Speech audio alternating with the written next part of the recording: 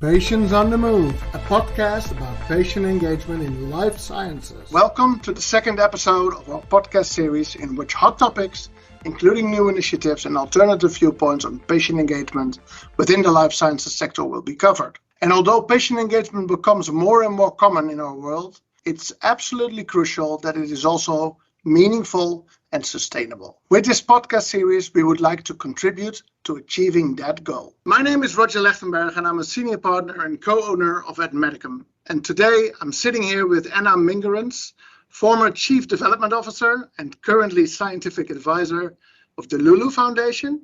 Welcome, Anna. Thank you. And Philip van Galwitz, a patient activist for the CDKL5 rare disease community and also a co-founder and managing partner of admedicum. Hello, everybody. Great that you both can join us today and have a nice discussion and chat about, I would say, patient community-driven alliances and everything that comes with that, and what are the advantages and potential disadvantages or challenges that we come across in this particular field, I have to say. And maybe to start off with Anna first. So could you tell me a little bit about your history, your motivations and your drive, or why you became active in the patient community, and also, what you're doing, particularly in the field of the patient community driven alliances? Yeah, absolutely. So I'm a scientist and I've wanted to develop treatments and medicines since I'm 7, and it's been a while. And that's because my grandfather was a clinician, a doctor. And when I was a child, I thought we were like invincible, like nothing bad could ever happen. Every time someone was sick, we'll just call grandpa and he will fix it. And then when I was 7, within 6 months, my baby sister was born with serious disease. We lost my grandma, and that had a big impact on me because that was a new concept. And I felt powerless and I wanted to help. So I asked my dad, he's the one that explained me that doctors don't have all the answers and they don't have all the solutions. And I asked who comes up with those, and he told me that scientists, those are biologists. So by the time I was 8, I said, I'm going to be a biologist, and I'm very stubborn, and I'm going to find cures. So I went on to study biology, got a PhD, went to industry. But see, my driver is not the technology like in an engineer. My passion is the human side of medicine. And that's why working closer to the patients and seeing firsthand their needs and what they need built and then help them build is what drives me. And that's how I ended up working with the patient communities to help them bring new treatments. In a way, I'm on a lifelong journey to give doctors the tools and the answers that they need so families have answers and medicines and feel as safe as I did when I was a kid. I can only say extremely motivating and passionate story, I have to say, where it started very early on in your age. So thanks for the introduction. Philip, what's your story? There is probably a lot to say about where it started with you and why you actually in the end became an entrepreneur and setting up an admedicum as a result of that. Absolutely. That has a lot to do with my second daughter. I have 3 daughters, and the second one is 21 years old now, and she has a very rare genetic disease, which is called CDKL5. This at some point made me a patient activist, and that immediately leads into an alliance because it's the International CDKL5 Family Alliance. That makes a big difference globally. And it's a beautiful example for how patient power can actually be developed across the globe, really, in a very rare disease. And it really made a big difference when more and more families from different countries joined forces and said, we are going to push the envelope. I think that's the saying. So that's a beautiful example of an alliance, certainly motivating me very much to get engaged in that field, but also another motivator to actually found admedicum at some point when I thought, yes, we need to sort of build a facilitator for bringing different stakeholders together. First, the patient side, and then the industry and other stakeholders in order to be stronger together for certain purposes that patients and their families need to benefit. Then in my personal life, also I experienced that again and again, that alliances just make a difference in terms of what can you achieve. With 2 associations that we founded over the last years. One is about inclusive living, of people with disabilities, and one is for inclusive work of people with disabilities, including those who have cognitive impairment. And there again, it's really about the swarm intelligence and the alliance of the affected families first, and then finding the right partners. And I truly believe in this, that as genius as we may be as individuals, we are just better together. And that's why I'm so passionate about patient-driven alliances. Let's try to dive in a little bit into patient-driven alliances, because I can imagine that not for every purpose a patient-driven alliance is always the best approach, or is it? Well, maybe I can get that one. From a scientist perspective, working with patients, I think the patient-driven alliances where patients can really make a difference fall in the pre-competitive space. So as you're developing medicines, there is a first part of building the knowledge, building the science, the tools, getting the field ready for treatments, and then specific drug development or other type of therapies get developed. So that is a line between pre-competitive, what belongs to the disease and the knowledge, and what is competitive. And where I see the big impact and the big role of the patient-driven alliances is with the patient focus on that pre-competitive space around the disease. And that's important for projects that are usually really complex, that could not be done alone, and that require many stakeholders, regulators, many companies, obviously the patient groups, to organize all of that. It's really tough. Regulators, that's not their job. Companies tend to compete and might not have the long-term view of a field to build that. And that's what the patient groups can have the biggest impact, to bring all of those together as part of alliances. So that's what I think is important for the patient community, to work on that clinical trial readiness, the pre-competitive space. Do we have preclinical models? Do we have research tools, the regulatory education, the patient registries? What I would not recommend to patients to try to get so much involved is more on the competitive space. For example, do something where the data is exclusive for a company.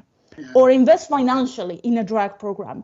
That type of collaboration is better left for companies if they want to co-develop something. So pre-competitive is about the disease, competitive about a specific drug program. I think alliances driven by patients should remain in the pre-competitive space where they are so critical and so important. Yeah, I totally agree. And I was looking for examples. It's relatively simple to find, actually, in the pre-competitive space. So, for example, when it's about patient journeys that several stakeholders really join forces on, very often done with medical societies and patient organizations, several of them, of course, but more and more also joining companies to fund this or co-fund this, and really also bring their expertise in and their questions in, so that we can also avoid repetition. The patient organizations, of course, as big as they may be, there are lots of people who are first sick themselves or their family members are.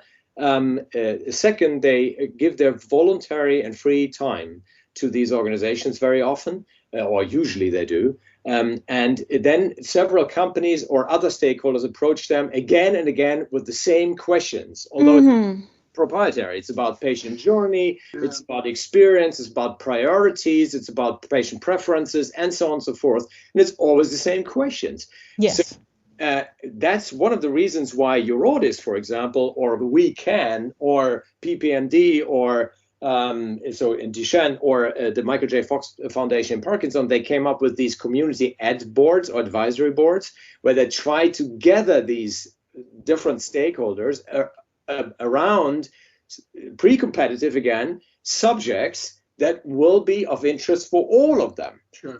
And try to kill several flies, at least in German, that's the saying, at one time, right? And then another beautiful example for such a typical field for Alliance is newborn screening. So we saw this 6-company coalition or funding consortium of 6 companies, which was triggered and driven by PPMD, the Duchenne group in the United States, in 2019 in New York, still ongoing, I believe, to screen more than 100,000 babies. And that was a $5 million project at the time. And they kicked this off with not only, but also very, very essentially, the help of 6 companies. So that's that's something that otherwise can't be done. As you said, Anna, before, one alone can't do that. So it's really a beautiful example for why to join forces. And I think you can tell a very similar story about CDKL5 in the Lulu Foundation. I was thinking about the same clinical study when you were talking about that. And that's why in rare diseases, it might be even more important to have these coordinated alliances when it comes to clinical research, because indeed in the CDKL5 deficiency disorder community, we were confronted with a problem where we had many companies interested in the space, and they all wanted to run observational studies to learn more about the natural history of the disease, but they were going to do it separated. And that could essentially mean using all of the patients that are diagnosed today. That's a particular problem for rare diseases where you need to avoid that. And at the Lulu Foundation, one charity working in the CDKL5 deficiency space, we were able to sit them down and coordinate and share the resources. So they split the cost of the study. We only need to run a study. It's very large, 100 patients for a rare disease. So that's the size of a phase 3. And we don't need to do 20 plus 20 plus 20 plus 20, as you say, coordinating that. Now, the question is, who should have the burden of coordinating those initiatives and making sure that they happen? Because different stakeholders might have different drivers, are also, I don't know, fears. Before you go to the drivers, maybe, and who's going to do that, maybe one thing, just before we go into the details, how difficult is it to get something started, basically? Because ultimately it's all about money, isn't it? It's not all about money, it's about the drive and the passion to get somewhere, of course, but you need to have some funding available from several companies to make it happen in practice, I guess. Isn't that always a big hurdle to take in the beginning? And isn't it not that everybody is waiting for the other party to give the first bit of funding in, and then we will join as well, and basically everybody's waiting for each other and nothing happens? But both your viewpoints on that. Well, I think that is just right to the point. Of course, this is one of the major challenges in an alliance where you're working with several stakeholders and you're trying to identify and very well define the common interest that can actually compose and keep together that group of alliance partners over time. That's really challenging. It's an art, I think. And you need very strong people to actually achieve that. Is it easy? No, it's not. It's certainly easier to go on your own and just do something that you don't have to align on with anybody else. But again, that is subject, I guess, of identifying what are these projects that really require such an alliance. I think another, at least one of the recipes for success at the beginning could be that really to look at the coalition of the willing. So those people who don't need a lot to get excited about it, and you don't lose time in persuading, and start with these 3 or 4, and then step by step win others over, because you're already a smaller alliance, and certainly needs to grow, but you have it already as a start. So I have to say there are already 2 of the coalition of the willing here in the call, for sure, and that's great to hear. So Anna, can I maybe back to what you wanted to say about getting into the operational execution? Who's coordinating an alliance? Who is making sure to drive it from A to B in practice? Because you have like 5, 6, 7 stakeholders maybe in an alliance, or even more, and everybody has its own agenda, own perspective, and of course with a common goal, but still somebody needs to drive it, right? Yeah, exactly. And when we look at the different stakeholders and who could drive that, so in my experience, regulators are very welcoming to collaborations involving patients, because they really want to hear the patient voice and perspective, but also because they want to align the industry, the design of trials, get one single view of the disease. So they're very welcoming, but they are not going to lead that. And then many of the drug development companies are also reluctant, in part, to collaborate with patients for some paternalistic views. We don't want to disappoint them. Sometimes they just don't even have internal people trained to work with patients. They haven't generated enough internal buy-in. But more often it's because they're reluctant to collaborate with each other. And any of these alliances is going to involve many companies. And that's why the patient community ends up becoming the one that has to lead that.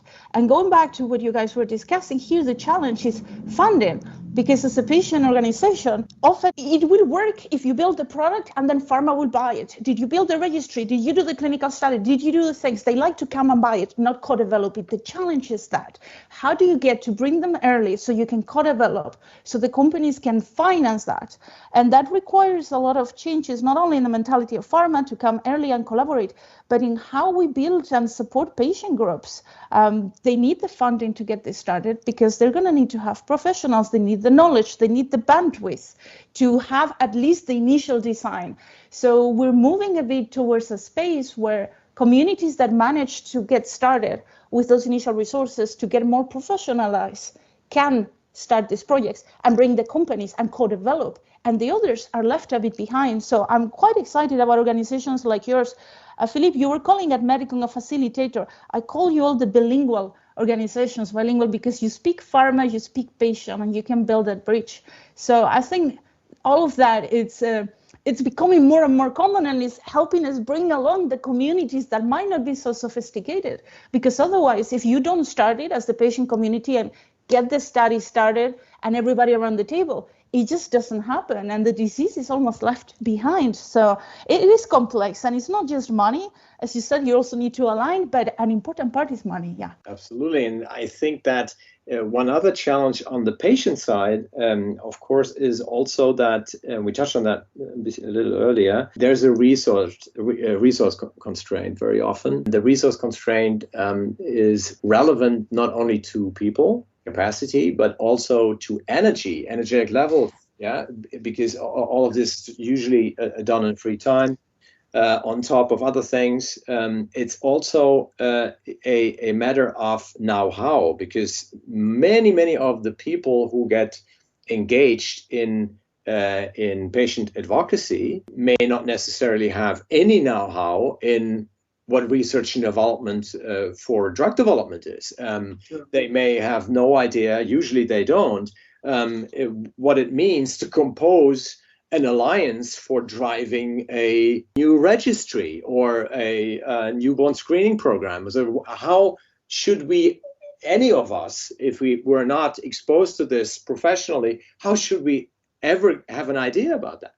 Yeah. So I think what is really essential in this is that when a patient organization really wants to manage these kind of projects, that either they have a very professional organization already themselves, that is the exception to the rule, or that they look for these kind of alliance managers who can really help them to put the pieces in place, and really give them also a strong mandate. Look for people that really know how to run this, understand the patient side, understand the industry side, understand the subject, and know how to almost direct an orchestra. It can also help to put up the governance such that these projects can work also in crisis mode, because there will be conflicts of interest and there will be milestones reached, and then everybody has a different view on how this needs to be renegotiated for the next step, and all that kind of stuff. So it's really something that requires very competent people who can help to keep things together. I think it's all quite rightly said there, Philip, but isn't that also not the challenge or the scary part of the future for patient engagement in a way? Because we are professionalizing very much the patient-driven activities and the patient-initiated activities, and their role becomes more and more important. You say it quite rightly so, they don't have always the capacity and the resources from all kinds of perspectives to actually manage it in the end, or they don't have the know-how. In the end, isn't it not simply that in the end the pharma companies need to just step in again and then just do it because the patients can't do it? Or do we need something else to make it happen? What do we need for the future of patient engagement? Because I think there's a bright future ahead, lots of opportunities, but at the same time, I'm seeing more and more of these hiccups in the future now coming as well. Anna, Any thoughts on that? Because you talked a little bit about that, I think, in the recent symposium that we hosted in Utrecht on the future of patient engagement, which was quite a nice happening, of course, with a lot of discussion. But you talked about a social contract, which is important. Exactly. Yeah. Yes. Because all of the pieces that we say are needed exist. The money exists, the knowledge exists, the bandwidth exists, the patient expertise exists, and how to make those connect in a way that better serves not just the patients but the fields and get it advanced. There were these frictions we were talking, and one of those was reluctancy sometimes of companies to come into a space early enough and help co-develop all the knowledge and all of that. And I think that's going to change because we're seeing many trends towards co-developing with patients. So we're seeing patient groups becoming more and more professionalized. We're seeing this growing ecosystem of the bilingual organizations, the facilitators, to help advance the field with registries, even with drug discovery, not just with the clinical part, regulators making a push for that. So I think the rules are changing, in particular in rare diseases, in what needs to happen in this pre-competitive space. And what I would like to see happen, I don't know if this is a wish, a prediction, or a determination to make it happen, but I would like to see happen a sort of social contract where companies that want to work in a particular disease have to collaborate and add to the community efforts that are trying to advance the field and the development of treatments, that it will not be okay to show up with your treatment ready for trials without having added to those patient registries or endpoints or campaigns to diagnose more patients, as Philippe was explaining. I don't think it will be okay for much longer to see patient communities having to lift an entire field and companies just watching and prioritizing based on how much those patients have managed to raise money and there is the space. Right now we need to advocate, but I kind of see this has to happen, a different way of working. More collaborative, more effective, where companies that are active in a space need to add to those ongoing efforts to build the field. And as we clarify the drivers and remove the barriers, I think this is how the near future should look and hopefully will look. Maybe as a final remark on this, would regulators or any other overarching body or independent body be an important player to make this social contract happen? Or is it basically the good conscience of the pharma companies to make a change in corporate social responsibility? What is both are probably required, but what do you think? Is there a certain body that could really facilitate this more? So I personally think that, first of all, I like the term social contract and a new social contract on this very, very much, because I think it really requires a new thinking. When we all request the involvement of patients, we need to equip those people who live with the diseases with the tools and the means to actually do that.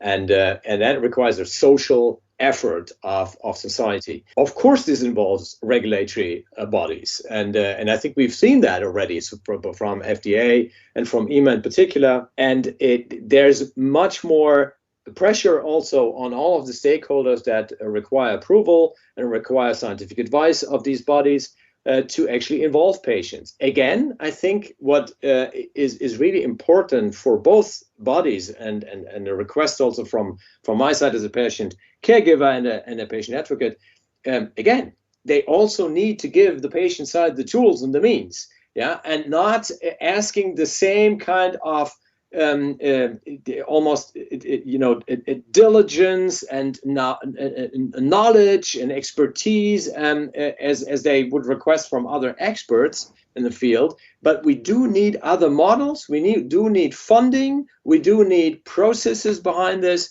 that actually facilitate a good exchange. And we need support for the patient side by professionals. That's absolutely crucial for preparation, for actual performance, execution, and participation in these exchanges, and then also for basically the translation of outcomes of all of this to the patient community.